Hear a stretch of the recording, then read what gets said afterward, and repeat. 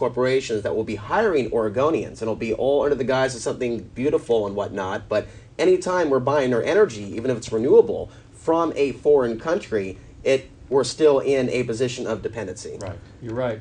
You know, many, it just so happens that aside from the low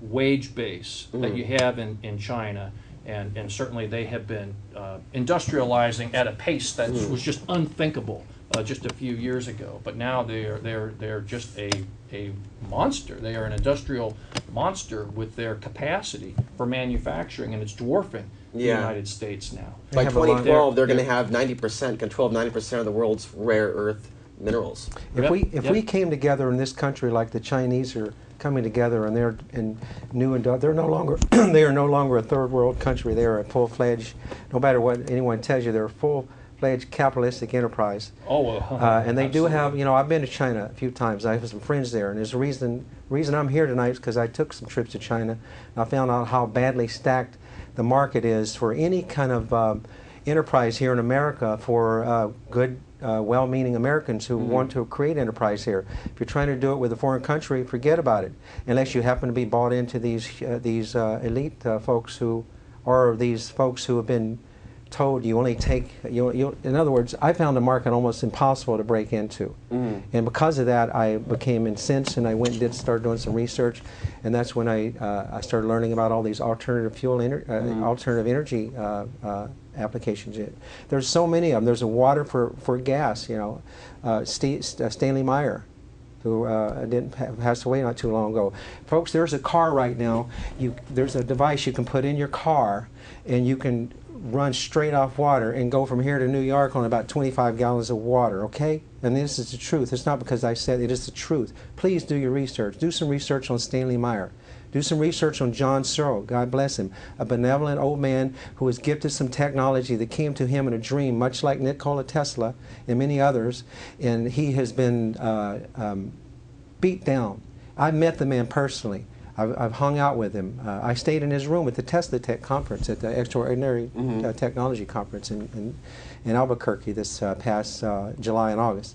And I can tell you, heart to heart, the man is for real. And so are all the supporters of some really cool people who know about his technology and know that it's efficacious for us right now. We're building a factory down in San Diego, Searle Magnetics, and this is just one. Again, there are hundreds of them, literally hundreds of them. Our friend Sterling Allan is going to come here and talk. He's going to go through these things, hopefully at a speed that you can tolerate. We have a lot of information, folks, and we want to give it to you because you deserve it. And you're not going to hear it on the mass media. No, you're not. No. And we want you guys to join the conversation tonight as well. 503-288-4442. Don't be shy. I know you have some questions. I know you have some curiosities about this upcoming event on 11/11/2010. Let's go over the address real quick. This is Pacific University Washburn Hall, multi-purpose room, Forest Grove, Oregon, and of course 6 o'clock, Thursday, November 11th at 6 p.m. I'm thinking we might open up the Portland Preparedness Center on 11/11 too. Right. A lot of cool events on that date. They can call you at 503-309-6013. That's correct. Okay. That goes right to my cell, which is now off. So don't try calling it. But leave a message if you do, please, and just say, I'm RSVP and I've got your phone number.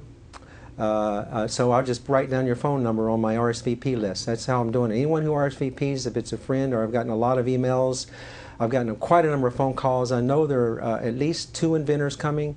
One guy is bringing an inventor friend of his. It's just doing what I hoped it would do. It's getting the attention of some good and very smart people, and a bunch of, you know, I'm not too smart, but I learn fairly quickly if I hear something enough, like about 10 or 100 times. And I think that there's going to be a good initial initiation. There's going to be a good initiation at this 11/11 conference for anyone who is uninitiated about new energy, free energy, so-called free energy. We know nothing's for free, but you know, if you put a small investment into some of the technologies that are out there, you believe in that as much as you believe in IBM or Shell or Exxon. If you can just shift a little, 10%, 5%, 1% of that belief in these giants to the little guy, you might find that things will start changing. what we're talking about here really is a shift of consciousness, not just simply free energy. And we talked about this a little bit on the phone. Right. What would you like to say about how that ties into this? Oh my God, if I can get through this, because this is a very emotional thing for me. To me, we've been led down the path where a lot of people think is the path of least resistance. It's not. We've been led down a path of money, of do anything you can do to get money, but just get money, because that's how you dignify yourself. I happen to believe in shared resources.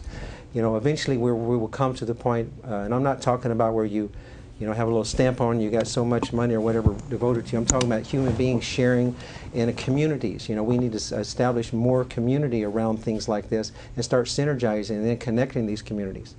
I believe the best way to sum it up is to say we need to come together. Any movement that's going to do anything, it requires for people to come together and talk about it, at least have the conversation. It doesn't mean we're going to blink and things are going to change tomorrow and everybody's going to lose their job and we got to retrain and all. What it means is we begin the discussion and we start coming together and saying, you know, we want to talk about this. We need to talk to our leaders. Please call Ron Wyden. Please call Jeff Merkley. Please call your Congressman Wu or whoever. Call your state representatives. I'm working with Katie Riley. I'm working, well, I shouldn't say that. I know Katie Riley. I talked to her. I'm having a hard time. I have a hard time with politics in general, but whenever I do, Katie Riley is a representative congressman running for Congress, I should say House.